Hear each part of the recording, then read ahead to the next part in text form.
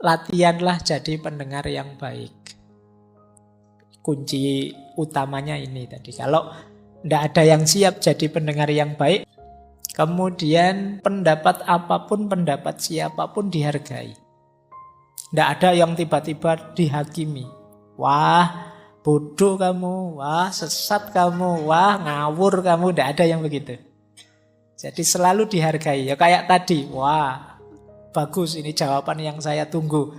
Ayo kita uji sekarang jawabanmu. Nah, ini menghargai namanya. Jadi tidak menghakimi.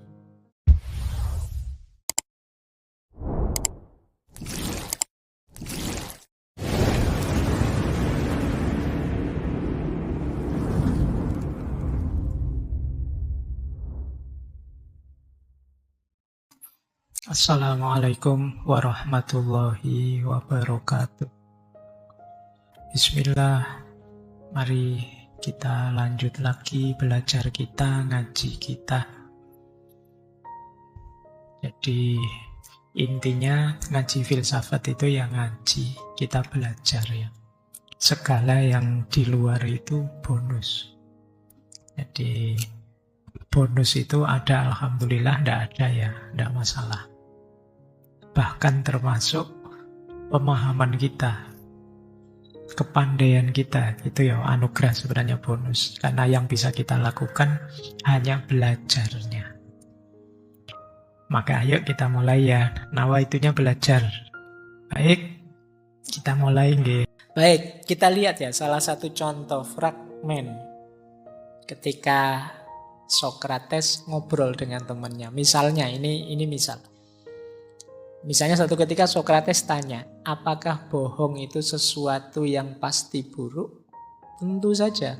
Tuhan pun memperingatkan kita bahwa bohong itu buruk. Apakah semua bohong itu buruk? Ya jawaban temannya, ya tentu saja. Baik.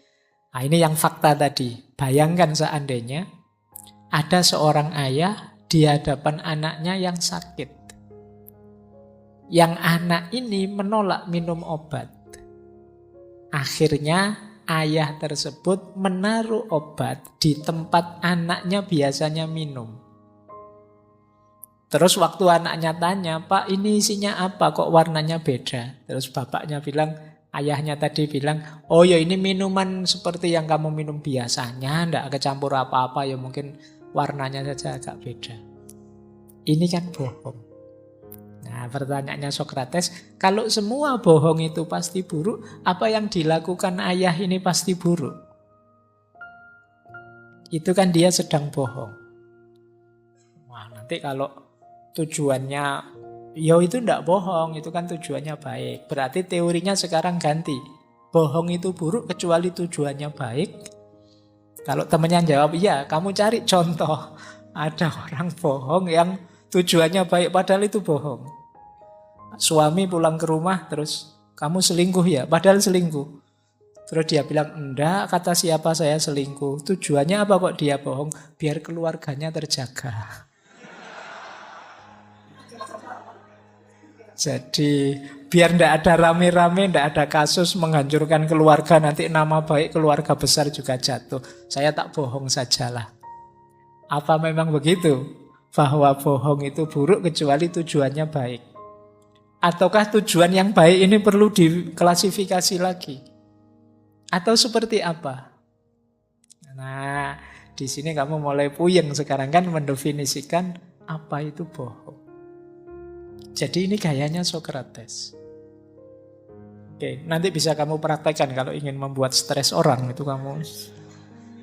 Tapi ini perlu kecanggihanmu punya banyak fakta data yang luas. Makanya saya bilang tadi ya kamu harus wawasanmu luas untuk bisa melakukan ini. Tapi dengan cara ini pelan-pelan kamu ketemu definisi yang utuhnya, kebenarannya yang sifatnya universal. Itu yang dicari oleh Sokrates. Kalau ini konkret, saya potong dari dialognya dengan Euthyphro. Ini saya potong tentang kesucian. Ini kan menarik. Kita itu kan tiap hari juga sering ngomong kata-kata suci. Suci itu apa sih? Gitu. Kalau kamu tak tanya itu mesti ya bingung. Misalnya Al-Quran itu sering kita sebut kitab suci. Yang suci dari Al-Quran itu apanya? Itu kamu harus bahas. Sama enggak kata-kata kitab suci dengan di depannya kamar mandi sana ada tulisan batas suci. Nanti ada mahasiswi bilang aku masih suci. Ayo, definisimu tentang suci itu apa? Sama enggak dengan sakral misalnya? Atau itu hanya beda kata saja atau apa? Ya makanya dia tanya begini. Ini setelah tanya definisi dia bilang, kan Sokrates minta contohnya suci apa? Kata Sokrates, sekarang begini, saya tidak memintamu untuk memberi contoh kesucian itu apa. Tetapi coba identifikasi sesuatu itu disebut suci kalau bagaimana? Kan ada yang kamu sucikan, ada yang tidak kamu anggap suci. Yang kamu anggap suci itu cirinya apa, yang tidak suci itu cirinya apa? Selain tadi macam-macam jenis suci tadi. Pasti ada karakteristik yang dimiliki oleh semua benda suci sehingga dia disebut suci, dan karakteristik yang membuat benda itu tidak suci atau najis. Nah, coba beritahu saya cirinya apa. Sampai di sini kita bisa lama diskusinya. Terus sahabatnya jawab, yo intinya beginilah. Sesuatu itu suci ketika dicintai, diinginkan oleh dewa-dewa. Dan sesuatu yang dibenci oleh dewa-dewa itu najis. Kata Utipro, saya kira begitu. Wah, bagus sekali pendapatmu Utipro. Ini muji sebenarnya, itu bagian menggaris. Padahal itu sebenarnya mau menjatuhkan. Jadi dipuji dulu, ditinggikan dulu. Wah, sekarang kau memberikan jawaban yang aku inginkan. Ayo sekarang kita uji ya. Benda yang dicintai oleh dewa-dewa adalah suci, dan benda yang dibenci oleh dewa-dewa adalah najis. Dan suci itu kebalikannya najis. Kebalikannya tidak suci. Begitu kan maksudmu? Iya. Nah, padahal sebelumnya, ini di pendapat sebelumnya, Euthyphro bilang ada beberapa hal yang dibenci oleh dewa ini tapi disukai oleh dewa itu. Jadi mungkin kalau dewa laut itu sukanya ini, tapi ini yang disukai oleh dewa laut itu dibenci oleh dewa petir. Nah, itu penjelasan Euthyphro sebelumnya. Nah, di sini terus kelihatan jadi inkonsisten. Lah bagaimana kalau ini suci menurut dewa A tapi tidak suci menurut dewa B? Benar suci enggak? Suci itu ada di barangnya atau di pikiranmu? Itu gayanya Sokrates sudah. Kamu kalau ingin cepat pinter, coba pakai gaya ini diskusinya. Jadi diskusi yang berpikir. Ada bahan oke, tapi bahan itu referensi, bukan untuk dikutip saja. Karena kadang mahasiswa itu kalau diskusi merasa sudah tuntas kalau sudah ngutip pikirannya orang-orang besar. Sejauh yang saya tahu, Sokrates itu bilang begini. Itu nanti terus kamu, temanmu tidak berani bantah sudah ada kutipannya Sokrates, saya tidak berani. Itu strategi yang pernah dulu saya pakai zaman saya mahasiswa. Itu ada lomba debat P4 yang antar mahasiswa baru. Wah, waktu debat itu yang lain pakai argumen canggih-canggih, saya ngutip tapi ngawur. Ini saya baca menurut pendapatnya Gus Dur di tulisannya, padahal Gus Dur tidak nulis itu sih. Tapi teman-teman yang lain mendengar referensi dari Gus Dur, dari Nurholis Majid, ngeri sudah. Wah, ini mesti kelas tinggi ini. Saya nyerah ini mesti. Jadi kamu lebih terpesona oleh rujukan-rujukan, kutipan-kutipan, bukan kemampuan analisisnya. Nah, ayo latihan jadi kayak Sokrates ini. Latihan mengelola data, mengelola ide untuk membantu kita sampai pada kebenaran. Ini gayanya Sokrates. Baik. Nah, mungkin masih ada 2 slide lagi. 6 pertanyaan gaya Sokrates. Ini nanti konsep pertanyaannya Sokrates ya. Yang pertama apa? Menyelidiki implikasi dan konsekuensi dari yang disampaikan orang. Misalnya bertanya, apakah ini masuk akal? Yang kamu sampaikan ini rasional enggak sih? Masuk akal enggak sih? Argumennya apa? Alasannya apa kalau masuk akal? Ini namanya membahas implikasi. Yang kedua, apakah data yang kamu sampaikan itu cocok enggak dengan tema kita? Karena kadang-kadang ada yang memberi argumen, memberi data yang enggak nyambung, enggak relevan. Maka ditanyakan juga kesesuaian antara pernyataan dengan kenyataannya. Yang kamu omongkan ini faktanya mana? Faktualnya mana? Dan ditanyakan juga yang terakhir konsekuensi dari pernyataan itu. Kamu berani ngomong seperti itu, sudah mempertimbangkan enggak konsekuensinya apa? Ya konsekuensi itu ya enggak harus konsekuensi faktual, konsekuensi logisnya juga. Karena kamu menyimpulkan bahwa ini adalah itu, berarti yang berhubungan dengan itu berarti juga salah. Nah ini namanya konsekuensinya. Jadi karena berani diputuskan misalnya bahwa rokok itu sesuatu yang merusak, bisa tidak disimpulkan konsekuensinya semua yang berhubungan dengan rokok adalah hal yang negatif. Nah itu kan namanya konsekuensi. Jadi tidak sekedar sesuatu itu, tapi relasi jauhnya juga harus dihitung konsekuensinya. Karena kamu bilang bahwa kuliah yes, pacaran no misalnya. Coba kamu hitung konsekuensinya. Berarti kalau ada cowok ganteng atau mahasiswi cakep seperti apapun nembak ke kamu mesti nolak ya. Konsekuensinya kan itu, karena pacaran itu no. Kamu mesti tidak ingin kuliah sambil pacaran.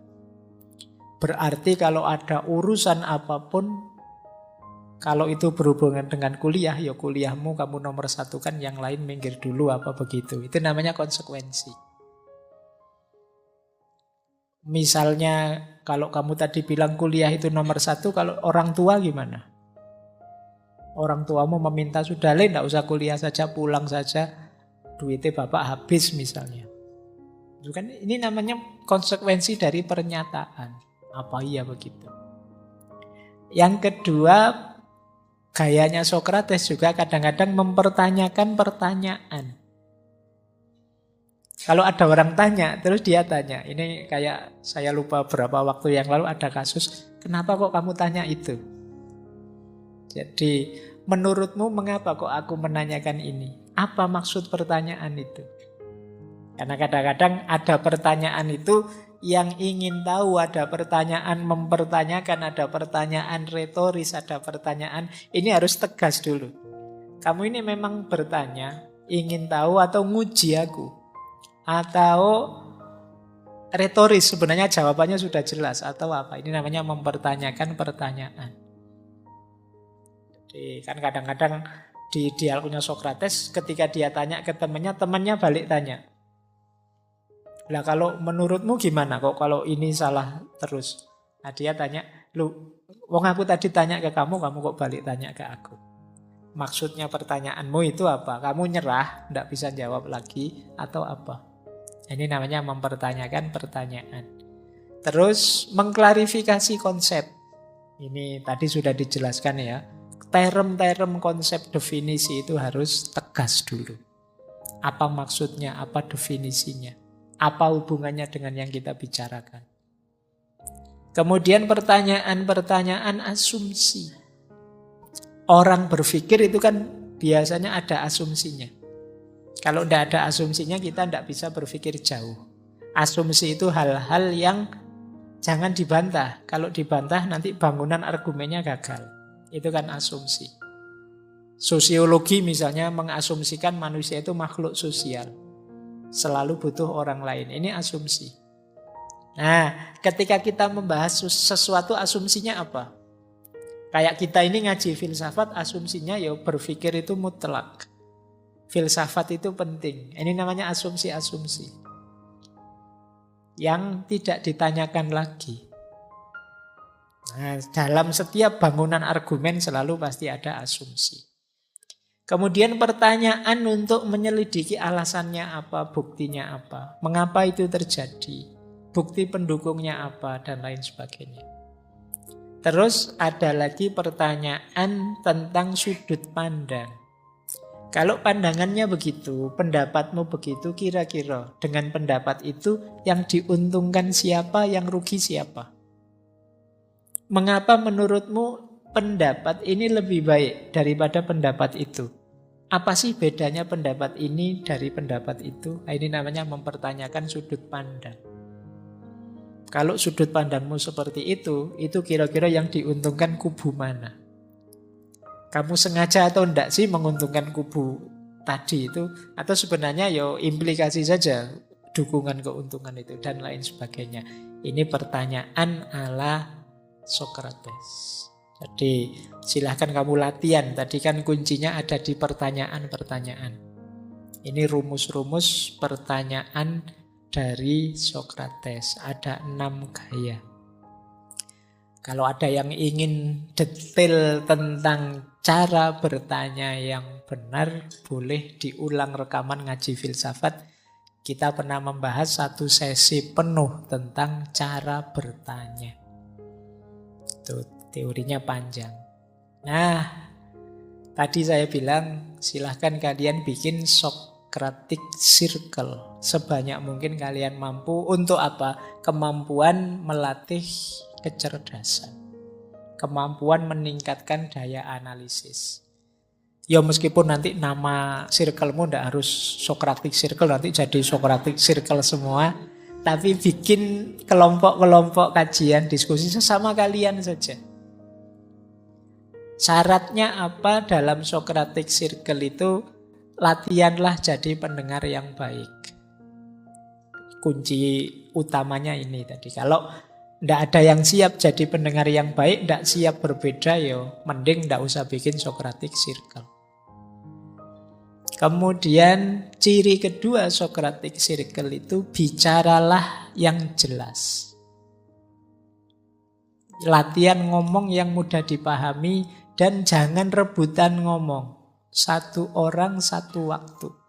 Socratic Circle ini bikin selonggar mungkin, jangan terlalu kaku.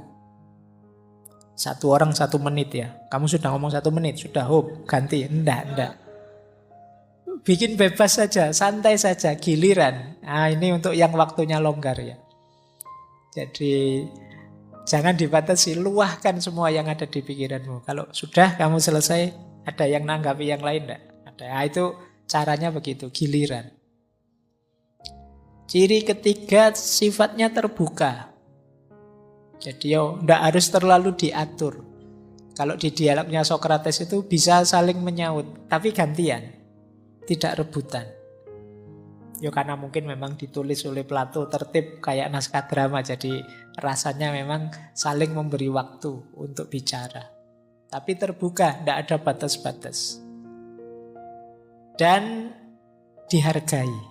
Jadi kalau teman-teman membaca dialognya Socrates itu pendapat apapun, pendapat siapapun dihargai.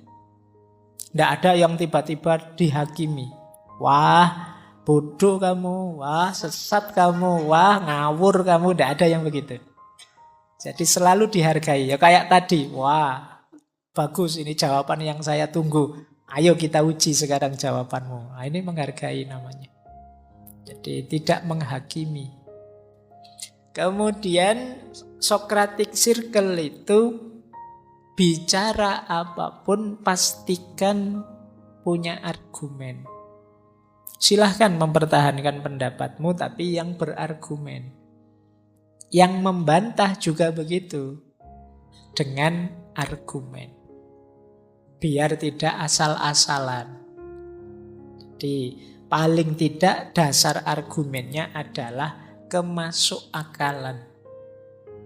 Iya ya, yang kamu omongkan itu masuk akal, itu minimal itu. Meskipun tidak ada rujukan ke kitab-kitab besar atau tokoh-tokoh besar, paling tidak reasoningmu masuk akal. Ya kayak Socrates tadi loh. Katanya orang jujur itu mutlak, tidak boleh bohong. Tapi dalam kasusnya bapak tadi apa ya? Bohong itu jelek. Tapi dalam kasus suami tadi apa ya? Bohong itu tetap bersyarat dan lain sebagainya. Nah ini caranya. Nah yang terakhir, Socratic Circle itu rumusnya apa? Hindari percakapan sampingan. Percakapan sampingan itu lagi enak-enak bahas keadilan, tiba-tiba bahas harganya gorengan misalnya. Wah, gorengan sekarang kok mahal ya. Lu tadi ngomong keadilan, tiba-tiba ganti tentang gorengan. Jadinya tidak produktif diskusinya. Nanti pikirannya terdistraksi kemana-mana. Jadi ya mungkin ada hubungannya dengan gorengan, tapi kan tidak ke situ fokusnya. Mungkin gorengannya ilustrasi saja, tapi jangan dilanjutkan bahas gorengan. Arahnya untuk bahas keadilan tadi. Nah, caranya begitu. Kita itu mungkin semangat kadang-kadang bikin circle diskusi semacam ini, tapi biasanya yang lebih rame kan percakapan sampingannya. Jadi lagi asik-asik diskusi, gimana kamu sudah nembak apa belum sama yang itu? Terus bahas tembak-tembakan akhirnya kan. Lupa tema utamanya. Nah, ayo ya sekali-sekali bikin semacam Socratic Circle. Di circle kalian saja sendiri masing-masing. Berdua juga tidak apa-apa. Mungkin yang di kos-kosan sekamar berdua latihan. Yo awalnya tema jangan berat-berat. Tema sederhana yang sama-sama menguasai, terus saling menguji. Ini membuat kita produktif, tidak hanya cerdas. Jadi kita terlatih mengejar kebenaran dan memproduksi gagasan-gagasan baru. Meskipun tetap bertanggung jawab. Jadi boleh setuju, boleh tidak setuju. Ya di situ ada kalimat yang sering dipakai oleh Socrates misalnya, I agree with you but would like to add. Aku setuju tapi saya ingin nambah beberapa fakta misalnya. Atau I disagree, aku tidak setuju karena saya kok ketemu fakta seperti ini. Atau kalau bingung ya bilang I'm confused by. Aku bingung dengan kata-katamu yang tadi. Katanya A, tapi sekarang kamu bilangnya B. Nah itu jadi kalimat-kalimat yang sering dipakai oleh Socrates. Silahkan dilatih gaya Socrates ini yang orang mengenalnya sebagai metode dialog. Yang targetnya memang latihan menemukan kebenaran sendiri, latihan berpikir yang filosofis.